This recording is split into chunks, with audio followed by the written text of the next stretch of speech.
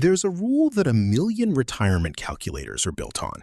It says if you save enough money and follow one simple percentage, you can never run out. What if that rule was tested on the wrong 30 years?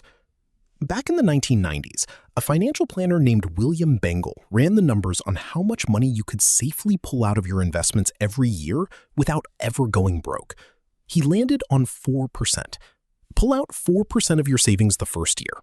Adjust it for inflation every year after, and historically, your money should last 30 years or more. It's like a fuel gauge for retirement.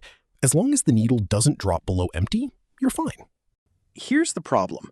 That fuel gauge was calibrated using one specific slice of history, mostly U.S. stock and bond returns from the 1920s through the 1990s. It's like designing a car's gas mileage rating by only ever driving it downhill. The number looks great, right up until the road changes. Markets don't move in a straight line, and that turns out to matter more than most people realize. Imagine two retirees, each with exactly $1 million, each withdrawing the same 4%. One retires right before a 10-year bull run. The other retires right before a crash. Same amount of money, same withdrawal rate, wildly different outcomes. This is called sequence of returns risk, and it's sneaky because it has nothing to do with average returns. You can have the exact same average return over 30 years and still go broke, purely because of the order the good and bad years show up in. It's like flipping a coin 10 times. Getting 5 heads and 5 tails feels the same on paper, but if all 5 tails land first, you might not have any chips left to play the heads. And here's the surprising fact that reframes the whole thing. When researchers test the 4% rule against other developed countries, Japan, Germany, Australia, the UK, it fails far more often than it does in US data. In some of those markets, a 4% withdrawal rate would have drained a portfolio in under 20 years. The rule wasn't wrong because the math was bad. It was wrong because it only ever looked at one lucky country's history. So why does this rule still get repeated everywhere? Because it's simple, it's memorable, and for most of US history, it happened to work.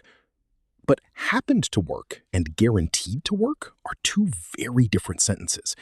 And retirement planning built on the first one, sold as the second one, is exactly how people get blindsided.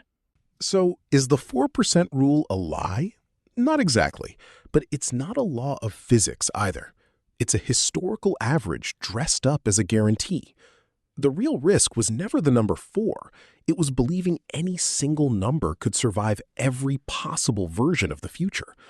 That's why the two retirees from earlier with identical savings could end up with completely different endings. The market didn't care what percentage they picked, only when their bad years happened to land. Once you see this, you start to notice it everywhere in personal finance. Rules of thumb that quietly assume the future will look like the past. The smarter approach isn't to throw out the 4% rule completely. It's to treat it as a rough starting point, then build in flexibility, spending less in bad years, adjusting as markets shift, instead of locking in one fixed number and hoping history repeats itself. The 4% rule isn't a lie. It's a bet, dressed up as a certainty. So here's the question worth sitting with. If your entire retirement plan depends on the next 30 years looking like one specific slice of the past, what's your plan if they don't?